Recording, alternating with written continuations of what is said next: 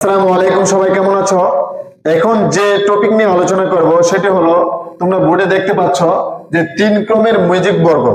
তো তিন ক্রমের ম্যাজিক বর্গ কিভাবে নির্ণয় করতে হয় সেটি আজকে আমি সমাধান করব। তো তার আগে তিন ক্রমের ম্যাজিক বর্গের সংখ্যা কত হবে?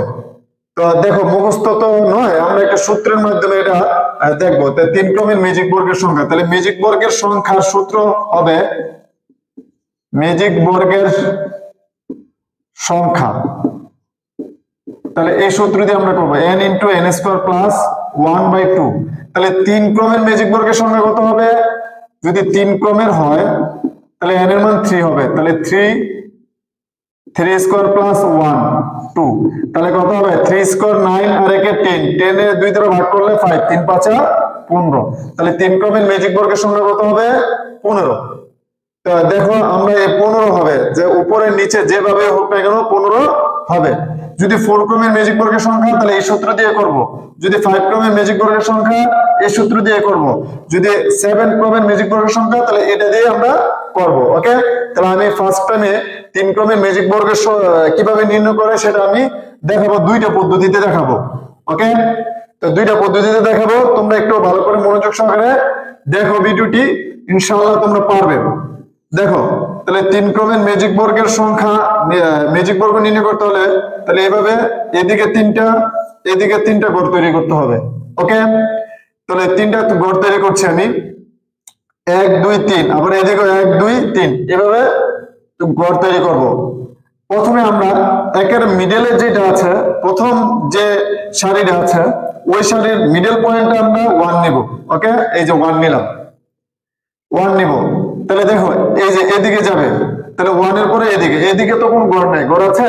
তাহলে এদিকে যেহেতু ঘর নাই, তাহলে এখানের এই ঘরটার একেবারে লাস্টে চলে আসবে। ওকে, তাহলে এটা কত? 2 হবে এখানে। এখন আসো, তাহলে এইদিকে তো ঘর নাই, তাহলে ঘর না থাকলে এই যে তৃতীয়টা এখানে, তাহলে এই যে এখানে লাস্টে চলে আসবে, এই যে এটা 3। ওকে, এখন আসো, এই যে 3, এখন এটার মধ্যে তো হয়ে গেছে 1, তাহলে এখানে লেখা যাবে না। তাহলে এখানে যেহেতু লেখা যাবে না, এদিকেও যাওয়া যাবে না, এদিকেও যাওয়া যাবে না, তাহলে কোন দিকে যেতে হবে? নিচে লিখতে হবে। তাহলে 3, যদি এদিকেও যাওয়া না যায়, এদিকেও যাওয়া না যায়, তাহলে কোন দিকে লিখতে হবে? নিচে লিখতে হবে। তাহলে কত হবে? 4। এরপরে আসবে, তাহলে তীর চিহ্ন, তাহলে এটা খালি আছে, তাহলে কত হবে? 5। তাহলে এটাও খালি আছে, তাহলে কত হবে? 6। ওকে, এরপর আসো এদিকে, তাহলে এদিকে তো কোনো ঘর নাই, তাহলে যেতে এদিকে ঘর নাই, এদিকেও যাবে না, এদিকেও যেতে পারবে না, তাহলে আমরা কোন দিকে লিখবো? এদিকে ঘর নাই, এদিকেও ঘর নাই, তাহলে অবশ্যই আবার কি নিচে চলে যাবে 7। ওকে, তাহলে এখন কোন দিকে যাবে? এই যে তীরচিহ্নটা যেহেতু এদিকে আছে, তাহলে এদিকে একটা লাস্টে ঘর আছে, তাহলে কত হবে? 8। তাহলে এখন এই যে এই ঘরটা আছে, এই যে এখানে লাস্টে চলে আসবে 9। ওকে, এই হলো তিন ক্রমের ম্যাজিক বর্গের সংখ্যা। দেখো 15, এর আগে আমরা 15, তিন ক্রমের ম্যাজিক বর্গের সংখ্যা কত হবে?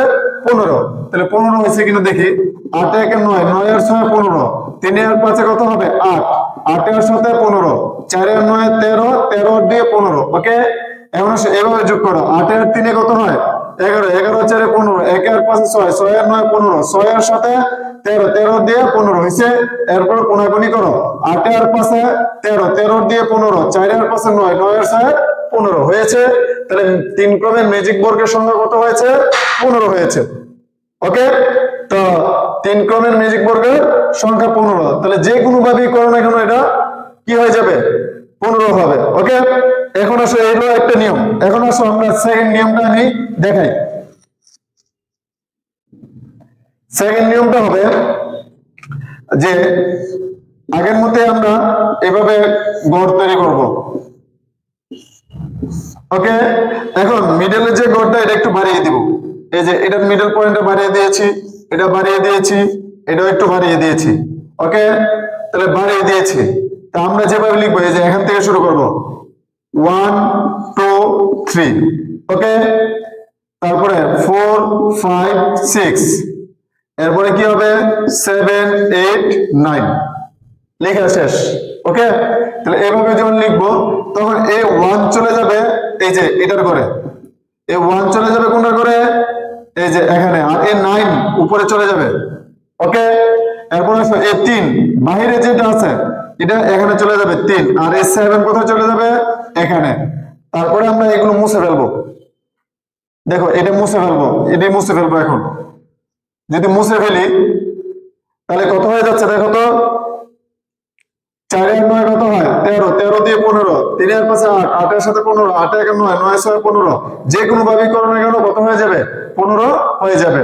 তাহলে 3 ক্রমের ম্যাজিক বর্গ আমরা এভাবে নির্ণয় করব। তো আশা করি তোমরা সকলেই পারবে।